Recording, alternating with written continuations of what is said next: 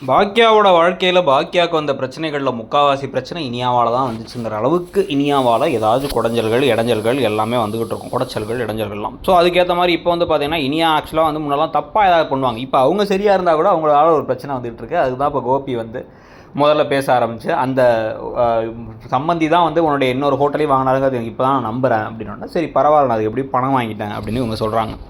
ஆனால் இன்னொரு விஷயமும் நடக்குது.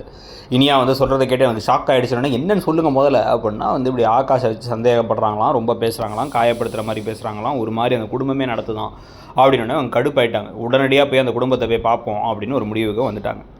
இதுக்கு நடுவில் தான் வந்து பார்த்திங்க அப்படின்னா வந்து இப்போ இனியா அங்கே வந்ததுக்கப்புறமா உன் சொந்தக்காரங்க வந்தால் என்ன அவங்க இங்கே வந்து பார்க்க மாட்டாங்களா, ஒன்றை கூப்பிட்டு அனுப்புவாங்களா, எல்லா நேரமும் அங்கேயே போயிட்டு இருக்கிறதுக்கு நீ இது கல்யாணம் பண்ண, எங்களுக்கு வந்து என்னென்ன இடத்துலலாம் தெரியுமா பொண்ணு கேட்டு வந்தாங்க, சரி மாப்பிள்ளை கேட்டு வந்தாங்க அப்படின்னு அவங்க அம்மா சொல்ல, நிதிஷோட அம்மா சொல்லும் பொழுது அப்படின்னா வந்து நீ கட்டி வச்சிருக்க வேண்டியதானே, நானா என்ன நிதிஷை விரும்பி கட்டிக்கிட்டேன், உங்கள் பையன் தான் என்ன விரும்பினார் அப்படின்னு சூப்பராக சொல்லிடுறாங்க.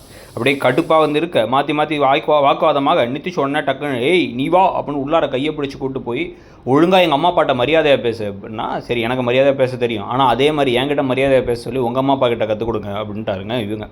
அதுக்கப்புறம் தான் வந்து இந்த பஞ்சாயத்தை பேசுகிறதுக்காக கோபியும் பாக்கியாவும் வராங்க. வரும்பொழுதே வந்து அவங்க அப்பா சொல்கிறாரு தயவு செஞ்சு வாயை மூட்டுறா அப்படிங்கிறாரு.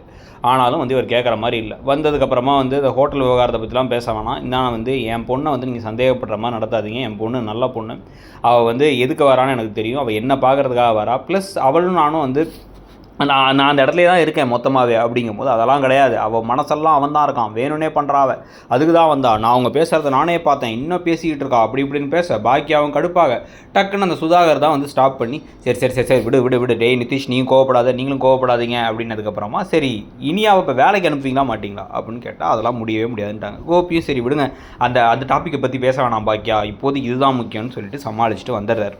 ஆனால் இவர் தான் வந்து வேலைக்கு அனுப்புவாங்கன்னு சொல்லி கல்யாணம் பண்ணி வச்சார். இப்போ அடுத்தடுத்த ட்விஸ்ட்டுகள்லாம் இருக்குது, அதெல்லாம் பற்றி நீங்கள் என்ன நினைக்கிறீங்க, அந்த கதை எப்படி போகுதுங்கிறத சொல்லுங்கள்.